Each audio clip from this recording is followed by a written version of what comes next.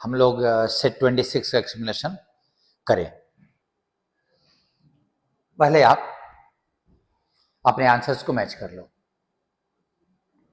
मन करे तो आप अपने वीडियो को पॉज करके थोड़ी देर के लिए अपने डिजिटल आंसर्स को मैच कर लीजिए एंड देन चलिए। सेंटेंस अरेंजमेंट का फर्स्ट सेंटेंस है, मगर क्वेश्चन है इसमें। देखो आप, दे पॉल्यूट एयर एंड एटमॉस्फेयर। अब पॉल्यूशन के लिए तो पॉल्यूट दे लगा नहीं सकते, तो आपको अभी लगाना होगा टॉक्सिक गैसेज के लिए। तो एस के साथ क्यू आएगा। अगर एस के साथ क्यू आना है तो हम ये दो ऑप्शन काट ले रहे हैं, ठीक है। अब बाकी बचा कि तुम्हारा it is making environment water and air dirty. तुम्हारा 1 के बाद तो आर ही आना है, तो तुम्हारा आंसर बहुत क्लियरली बी जाएगा। मूव कीजिए, ये क्वेश्चन आसान था। He completed the story. The story was completed on time. We have been knowing each other since we were children. अब चूंकि since we were children डाला हुआ है, since के साथ टाइम। देखो एक रूल है कि since के बाद जो टाइम का वर्ड लगता है, पॉइंट ऑफ टाइम का, ये 2-3 तरह से होता है। या तो कोई स्पेसिफिक टाइम दिया हुआ हो, जैसे सिंस 9 o'clock, या फिर वो 9 o'clock का टाइम छोड़ के कोई ऐसा एक फ्रेज दिया हुआ हो जो 9 o'clock को इंडिकेट करता हो। Since our meeting in the morning.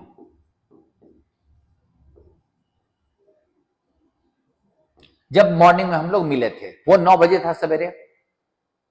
या सिंस के साथ पूरा का पूरा सेंटेंस,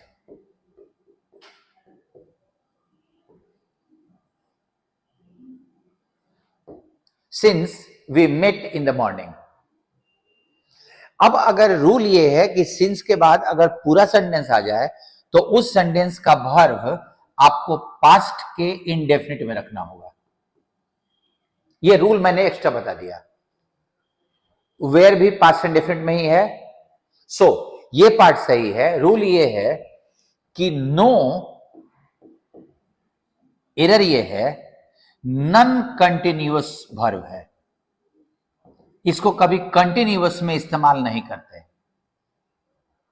अगर तुमको प्रेजेंट परफेक्ट कंटिन्यूअस बनाना हो तो तुमको उसमें प्रेजेंट का परफेक्ट डालना होगा। अगर प्रेजेंट कंटिन्यूअस बनाना है तो प्रेजेंट का इंडेफिनिट डालना होगा, क्योंकि ये कभी कंटिन्यूअस में इस्तेमाल नहीं होता। और चूंकि सिंस लगा है तो ड्यूरेशन बताने के लिए चाहिए, तो वी हैव नोन हो जाएगा, वी हैव बीन नोइंग नहीं, we have known each other.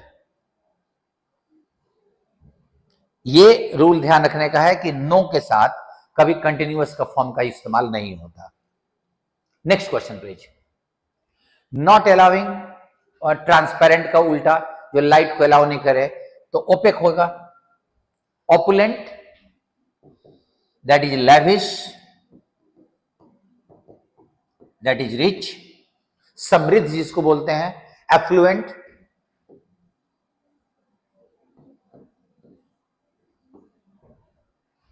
Optic, optics से बना हुआ है, शीशे वाला। And oblique, that is slanted, तिरछा।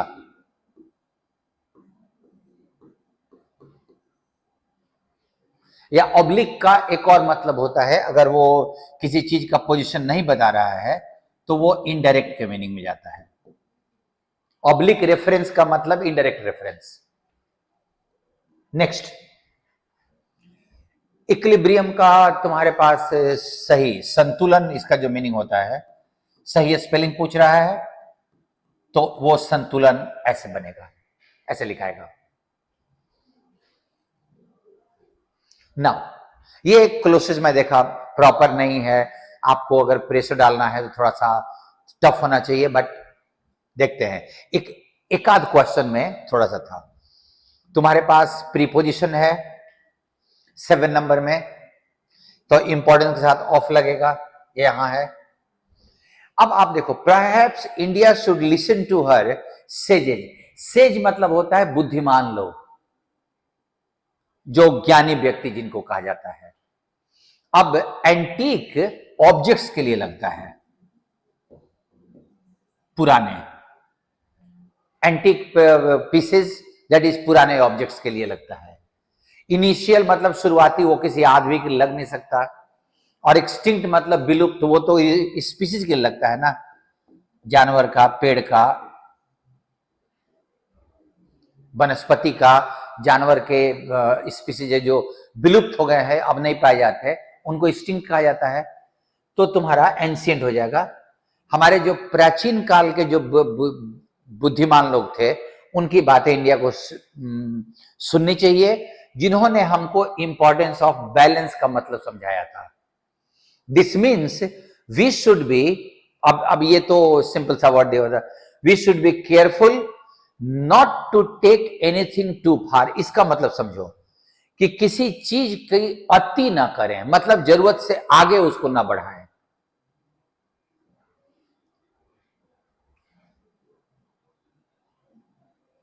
अभी आप नेक्स्ट वाले में देखो कि नेक्स्ट वाले में आपको क्या डालना है।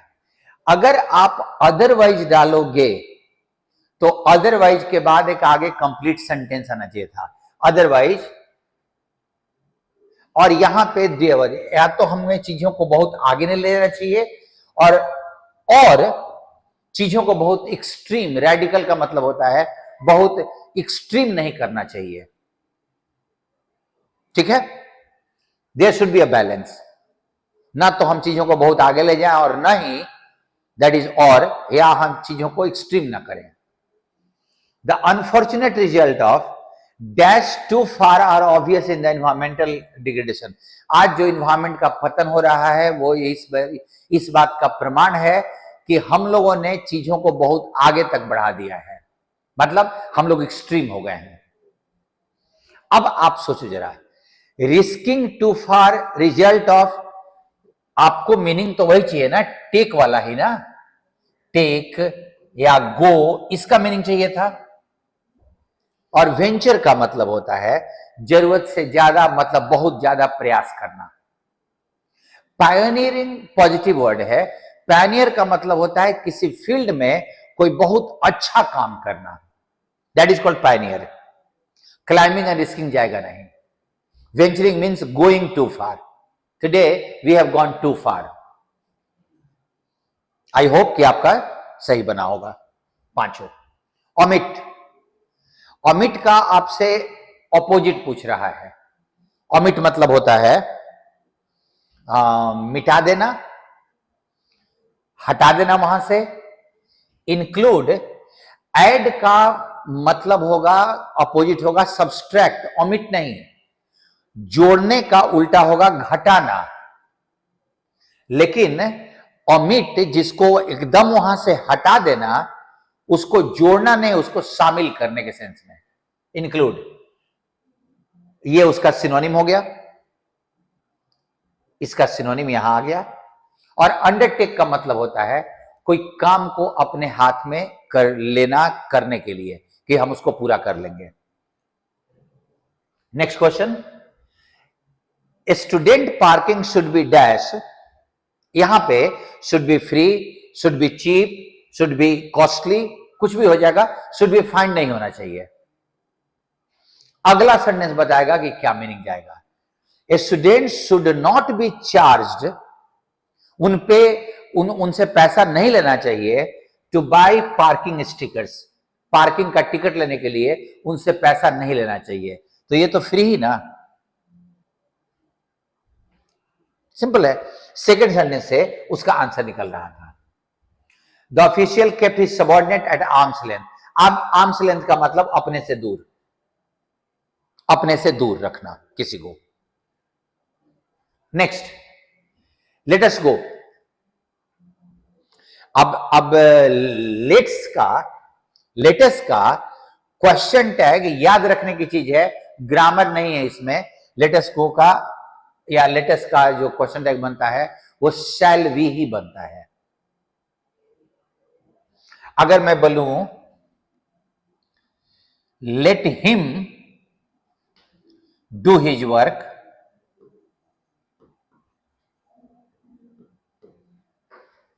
लेट का दो यूज होता है।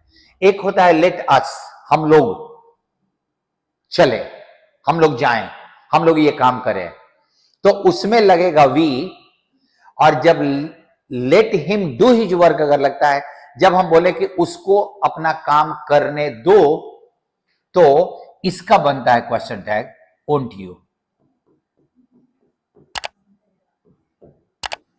ये फिक्स्ड है। लेट के बाद अस लगे तो शैल वी, और लेट के बाद कोई और सब्जेक्ट हो तो वोंट यू, क्वेश्चन टैग के लिए। नेक्स्ट, एक बड़ा इसमें सीखने लायक था, तुम्हारे मन में हो सकता है कि बनाने समय में क्वेश्चन आया हो कि सी और डी दोनों सही है, क्योंकि हैव यू इन्फॉर्म्ड का भी हो जाएगा I had informed, did you inform का भी हो जाएगा आई हैड इन्फॉर्म्ड, दोनों होता है। अब ऐसा नहीं देता क्वेश्चन, पहले देता था। और जब ये दोनों ऑप्शन आ जाए तो तुम्हें प्रेजेंट परफेक्ट वाले को चुनना होगा, सॉरी तुम्हें पास्ट एंड डेफिनेट वाले को चुनना होगा। बेग पार्डन, गलती से बोल दिया मैंने। जब तुम्हारे पास प्रेजेंट परफेक्ट और पास्ट एंड डेफिनेट दोनों आए और तुमको इनडायरेक्ट में बनाना है, तो तुम्हें जिसको आंसर लेना होगा वो पास्ट इंडेफिनिट को लेना होगा। दोनों सही है, दोनों का ये बनेगा, बट जब दोनों आ जाए तो तुम्हें पास्ट इंडेफिनिट चुनना है। ये रूल याद रखिएगा, काम लायक है। कंसिलिएशन, कंसिलिएशन का मतलब होता है सुलह। सुलह मतलब आपस में समझौता हमने कर लिया। इसका उल्टा कन्फ्रंटेशन, विवाद। Separation, dispute. देखो, डिस्प्यूट मतलब होता है किसी मुद्दे पर विवाद। किसी व्यक्ति के साथ अगर आपका सुलह हो जाए, कंसिलिएशन सुलह होता है व्यक्ति के साथ, तो व्यक्ति के साथ लड़ाई होगी तो डिस्प्यूट नहीं होगा, उस मुद्दे पे डिस्प्यूट हुआ है, लेकिन उस व्यक्ति के साथ कन्फ्रंटेशन होगा आपका, जो लड़ाई विवाद होगा। Next, integration. इंटीग्रेशन मतलब जोड़ना। अब जोड़ने का ऑपोजिट चाहिए होगा तो फ्रेगमेंटेशन, टुकड़े टुकड़े तोड़ना, फ्रेगमेंट से बना है। सिंटेक्स, इंकलिंग, ये अच्छा वर्ड है, बहुत दिन के बाद मैंने देखा इसको। इसकी हिंदी होती है, सॉरी मतलब समझना, हिंदी तो नहीं, आभास। मुझे ऐसा कोई आभास नहीं हुआ था, आई हैड नो इंकलिंग। मतलब ये सस्पिशन जिसको बोलते हैं, उस बात का पहले से कोई आपको आइडिया लग गया था, उसको हम लोग आभास बोलते हैं, and meaning is inkling. Next, हाँ, ये एक कहानी थी। फॉक्स और क्रेन बहुत दिनों से दोस्त थे। जब उसने उसको खाने पे बुलाया, और क्रेन मतलब वो हंस टाइप का जिसका चोंच बहुत लंबा होता है, उसको प्लेट में खाने को दे दिया कोई लिक्विड, हंस पी नहीं पाया। अब हंस ने उसको बुलाया फॉक्स को, और उसको एक बीकर में दिया जिसका मुंह नली लंबा था, तो फॉक्स उसमें नहीं घुसा पाया मुंह अपना। ये आसान क्वेश्चन था, that was not a bigger one. Now subject चूंकि नाइदर है, इसीलिए वर्ब इज हो जाएगा। टीम सब्जेक्ट नहीं होगा, क्योंकि प्रीपोजिशन ऑफ के बाद वो उसका ऑब्जेक्ट है। सब्जेक्ट नाइदर है, इसलिए आपका वर्ब सिंगुलर, क्योंकि नाइदर नॉर सिंगुलर होते हैं। अगर मैं तुमको बोलूं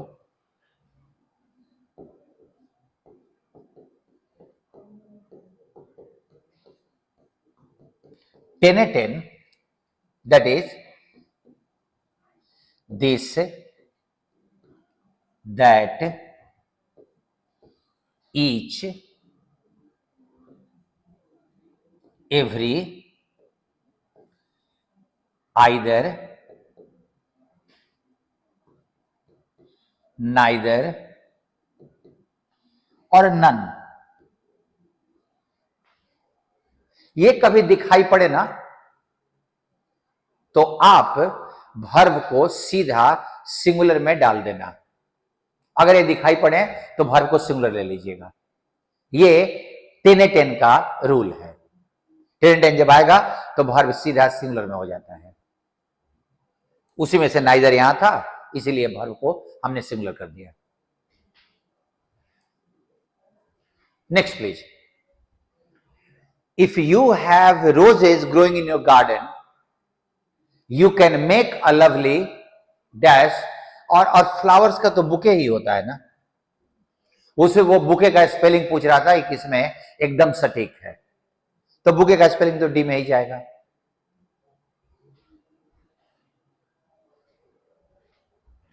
He has run into debt। अब इस रन इनटू का मतलब पूछ रहा है।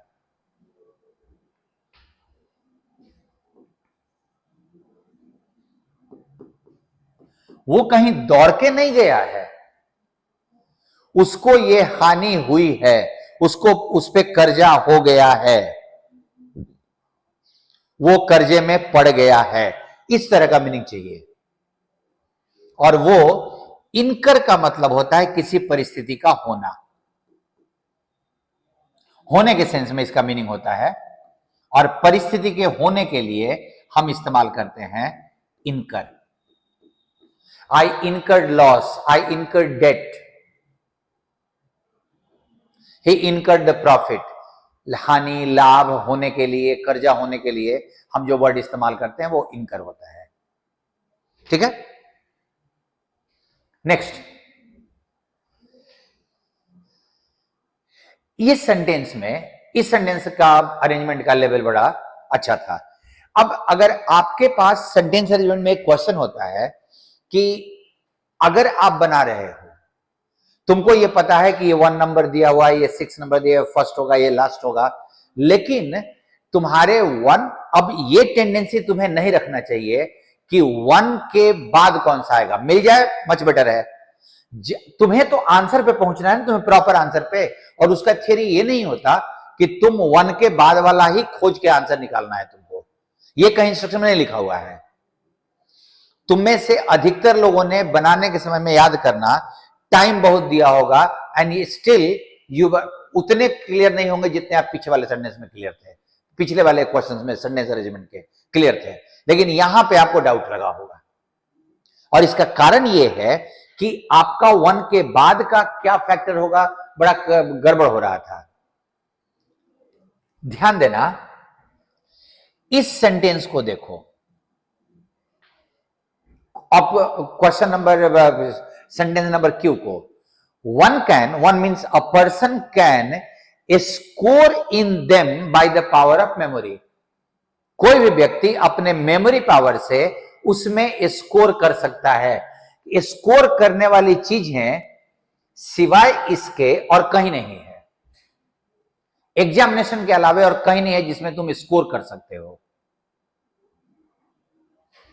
और तुम्हारे 1 के साथ क्यू बैठेगा, और 1 के साथ क्यू डी में दिया हुआ है, इसलिए आंसर हो जाएगा। जो टफ होते हैं ना, वो तीनों चारों को बैठाने के लिए आपको नहीं बोलते, आपसे बस एक कोई क्लू पकड़ में आए, और जब पढ़ रहे हो तो आसान क्लू को पकड़ने की कोशिश करो, तुम्हारा आंसर समझ में आ जाएगा तुमको। Next, Sheela painted the house was painted. ये सब बड़ा सा क्वेश्चन नहीं है। Next question, it took a long time for him to realize what was truth. अब एक चीज ये है कि WH लगा हुआ है, तो नेचुरली दिमाग में बात आएगी कि सेंटेंस इंटेरोगेटिव है, क्योंकि हमारे यहां इंटेरोगेटिव को जब मैक्सिमम लोगों के दिमाग में आता है हु, व्हेन, व्हाट, व्हाई लगा हुआ सेंटेंस इंटेरोगेटिव होता है। रॉन्ग। क्या गड़बड़ है उसको पहचानने में टाइम लगा, वो पूछ थोड़ी रहा है, सेंटेंस के अंत में नोट ऑफ इंटरोगेशन थोड़ी लगा हुआ है। और जब सेंटेंस इंटेरोगेटिव नहीं होगा तो ये जो वर्ब है वो सब्जेक्ट के पहले कभी नहीं आएगा, मतलब WH के बाद वर्ब आप नहीं रख सकते हो। तो इस वाज को ट्रूथ के बाद रखना पड़ेगा, और ट्रूथ के पहले तो द लगना ही चाहिए। What the truth was. अगर मैं लिखूं व्हाट इज योर नेम, तो ये तुम्हारा एक नॉर्मल इंट्रोगेटिव सेंटेंस है, मैंने सीधे पूछने के लिए लिखा। लेकिन अगर मैं लिखूं आई वॉन्ट टू नो, तो चूंकि ये सेंटेंस में शुरुआत में लिख दिया आई वॉन्ट टू नो एक नॉर्मल सब्जेक्ट वर्ब के साथ, तो अब अगर इसके बाद इंटरोगेटिव लिखना होगा तो ऐसे लिखना होगा व्हाट योर नेम इज, और अंत में फुल स्टॉप डालना होगा। इसको हम लोग इनडायरेक्ट इंटरोगेटिव बोलते हैं, जो लिखने के लिए हो सकता है, बोलने में भी, बोलने में तो कोई काम पड़ता नहीं है, मतलब कि हम क्वेश्चन मार्क या पंक्चुएशन ये वर्ड बोलते हो। सो अगर आपका WH के बाद ऑक्सिलरी वर्ब आ रहा है, मतलब कि अंत में नोट ऑफ इंटरोगेशन लगा हुआ है, अगर इसको हम लोग इनडायरेक्ट इंट्रोगेटिव बोलते हैं। अगर सेंटेंस के शुरुआत में कोई असर्टिव आ गया, उसके बाद इंट्रोगेटिव वाला सेंटेंस है, तो वो वर्ब हमेशा सब्जेक्ट के बाद जाएगा। नेक्स्ट क्वेश्चन, मीनिंग पूछ रहा है कि सही स्पेलिंग कौन सा है, और आप जरा ध्यान दो। सही spelling, one word is wrongly spelled, I beg your pardon. So simultaneous का स्पेलिंग एक साथ दो काम का होना, ये हो गया साइमल्टेनियस। यूनानिमस एक मत। पॉइजनस जानते हो, जहरीला। स्पॉन्टेनियस स्पेलिंग होता है TANEOUS। स्पॉन्टेनियस, नेचुरल, बिना सोचे बिना प्लानिंग के, स्पॉन्टेनियस आंसर, तपाक से जो मन में आया वो हमने जवाब दिया बिना सोचे, दैट इज कॉल्ड स्पॉन्टेनियस। सो आप देख लो, क्योंकि क्वेश्चंस में एक आध दो चार क्वेश्चंस बड़े अच्छे लेवल के थे, वो आपके सही हुए हैं। सेंटेंस अरेंजमेंट एक बहुत अच्छे लेवल का था, एक आध और क्वेश्चन था। आई होप कि आपका प्रोग्रेस ठीक से चल रहा होगा। See you with the next set. Thank you सबको।